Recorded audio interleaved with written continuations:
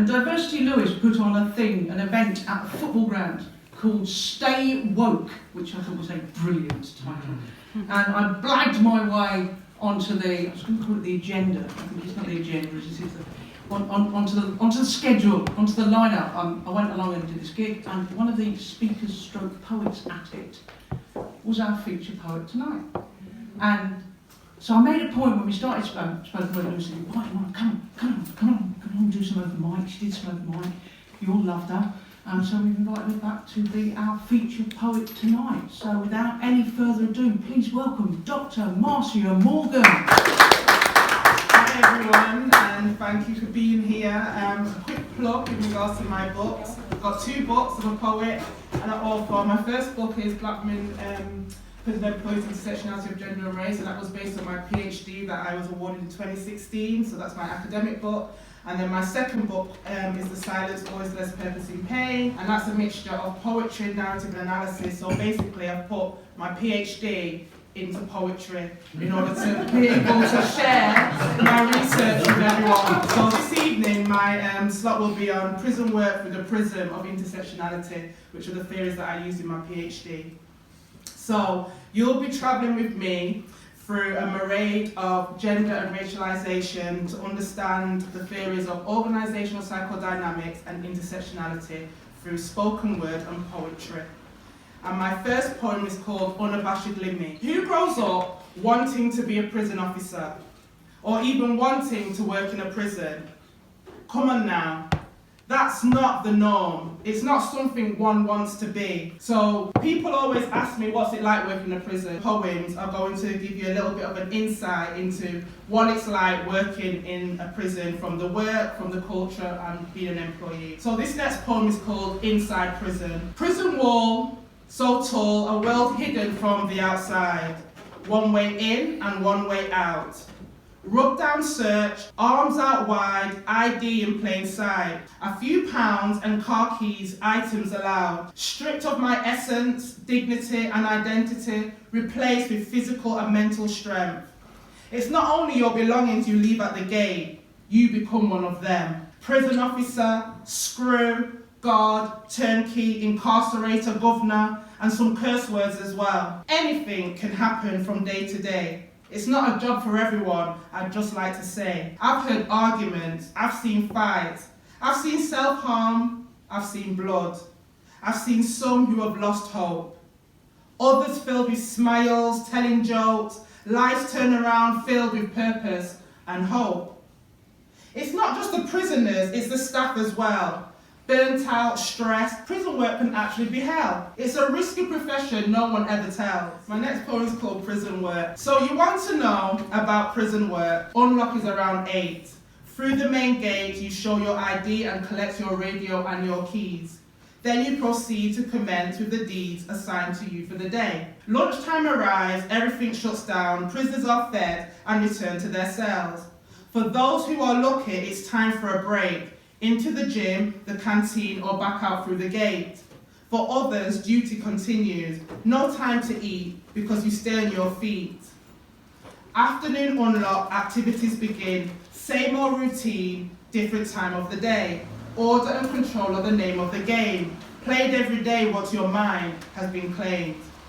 Autonomy evades once prison culture takes claim. You've learned the prison officer code, the alphabets of nods and raised eyebrows. It's easy to become institutionalized when you are no longer sensitized to the regime of prison life. Then the day ends. Everyone meanders to the gate. There's always a queue because the roll is always late. Prisoners locked away until daybreak. If we're lucky, we'll leave the toil of the day at the gate, but that's never the way. People don't realize what we face when we enter the prison gates. The job is hard, but there's no letting up. Because when we're on the out, we're criticised and we're judged. So this next poem is called Prison Culture. Do you know what it's like to be locked up inside with only self-depreciating thoughts that churn around in your mind? Solitary confinement of humour, ideas and thoughts enclosed within whitewashed walls and bars. Freedom of expression confined to memories of days gone by before joining this occupation. A different kind of prison sentence. stood in the centre of the Panopticon prison, the carceral space seen and viewed from every position. No hiding place to seek refuge or stop for a moment to consider. The pressure ever present to conform to the norm and walk the tightrope of decision and discernment when responding to incidents after incidents. Forced to perform commands like robots, compassion strangled by hypocrisy, reducing reoffending overshadowed by security, the mission statement at odds with the multiple roles of prisons, hoping for the day when the future takes over from the past and we can begin to trust our own intuition. Implement new ways of working that will truly change prisoners for their lives for the better. One day, respect will replace suspicion. Hope instead of control will be our motivation when we will be able to see beyond a prisoner's conviction. Now, there's something about prison work which I really enjoy, and it's about helping people, but it can still be quite challenging being a black woman working in that particular space. So this next poem is called Hear My Cry. Hi, my name is Marcia Morgan. This is my first day at H&P Futura. I'm so excited to be working here. I'm a trainee teacher. No, I'm not a domestic visitor. Hi, my name is Marcia Morgan. I have my ID. This is my first day at H&P Saline. I'm so excited to be working here. I'll be teaching. No, I'm not a healthcare worker. Hi, my name is Marcia Morgan. See, I've got my ID and I've worked in several prisons. This is my first day at H&P Asante. I'm so excited to be working here. I'm your new diversity manager. Yes, I am qualified because I've worked at 2 other prisons before coming here. Hi, my name is Marcia Morgan. See, I've got my ID.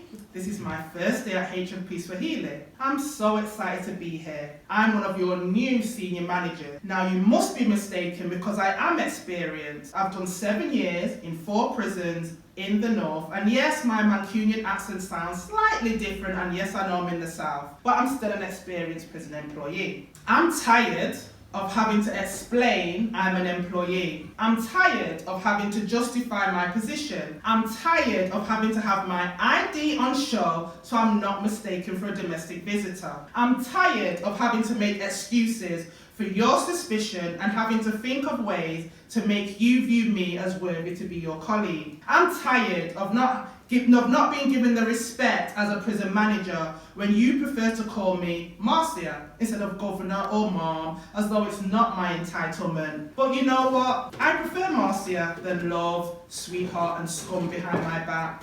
All I've ever wanted is to be treated as your equal, to be respected as your colleague and feel part of your team. But despite my persistence, I keep meeting resistance and I'm still here justifying my existence. But I'm done with pretending.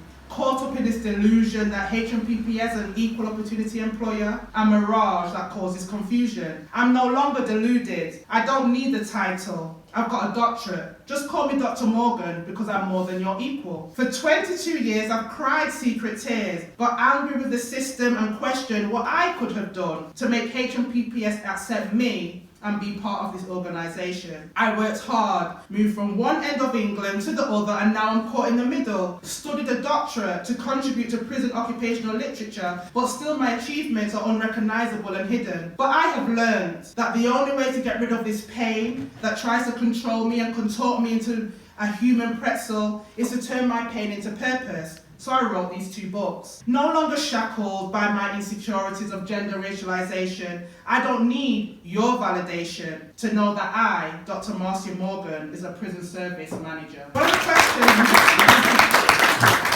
that I always get asked, going back to, I can't remember the person who did the interview session, was, what's your most important part of... and we both will come from prison service, so brilliant. But it's an experience of working with an individual and helping that person to read and write. And I wrote this poem based on that interaction with this particular person. And this poem is called My Dear Elizabeth. My dear Elizabeth, I can now read and write. Your letters brought a tear to my eye. For the first time in my life, I kept your letter to myself. My cellmate, the guy I share with, I owe him nothing because I didn't have to pay to read and write my dear Elizabeth's letters. The letters on the page are no longer a mystery, a cause of trepidation. I spent years avoiding. See, my dear Elizabeth, I'm a strong man. I fight, make money, and do me time when I get caught. The women folk read and write, keep the home nice. That's what I was taught before your time. Then I met Miss. She's different from the rest. I've been in education for 35 years, starting in Borstal, young offenders in prison. She asked me my name and wanted to know the history of my nickname. That caught me off guard, since no one dared ask me that before. She looked right through me when I had my first outburst. She wasn't scared. She just sat there and glared. Listen, your dad has been a complete prick. For years, I thought it was cool to rely on my fists for survival and to make money. When words evaded my comprehension, I could growl at the teacher. I growled at Miss, but not walked out. She won't even send me out. She's funny. She asked if I liked women. I told her I've got 2 daughters. Ain't it obvious? Oh, I slipped up. I don't sell screws, nothing. She don't look like a screw. She's black and street with an attitude as well. I don't know how it happened. I wrote my first word on a whiteboard. Your name. My dear Elizabeth. Then everything changed from there. I learned dear at ear. Then I told her about the fight I lost my ear. Somehow she gets me to talk. Then we read and write my thoughts. On a page they come to life. My dear Elizabeth. I wish you could meet Miss. She changed my life. Made me realise I'm too old for this. And all that I've missed. You're a sellout. You're a coconut. You're a disgrace. You're not one of us. You're one of them. You're an officer. You're a screw. You're a warden. You're nothing new. You're no better than me because you have the keys. You're just like me, but you're on their team. You're black, not proud. You're surrounded by white. You're not meant to be here wearing the black and white. You're black. You're a woman. You're supposed to be out there, not in here, unless you're wearing blue stripes like me. Now my next poem's called I'm Scared. I'm scared. I'm frightened. I'm all alone. I'm invisible. I'm inconspicuous. I'm undisclosed. You see my skin. You see my braids. You see the vibrant clothes I wear. You describe me as vivacious. You call me aggressive. You accuse me of intimidation. I am a black woman. I am a prison employee. I'm a person with feelings just like you. So why don't you see me? Why don't you accept me? Why don't you treat me as your equal? Because you believe I possess mystical powers. Because you think I'm a strong black woman. Because you are afraid your fantasy will become real. And my last poem for this evening is the one called Why I Talk About Race and Gender. And I always share this poem because I think it's important that people understand why race and gender and intersectionality is really important and why I research it and study it and include it in my poetry. So why I talk about race and gender? Because when you see me, you see only my physical characteristics.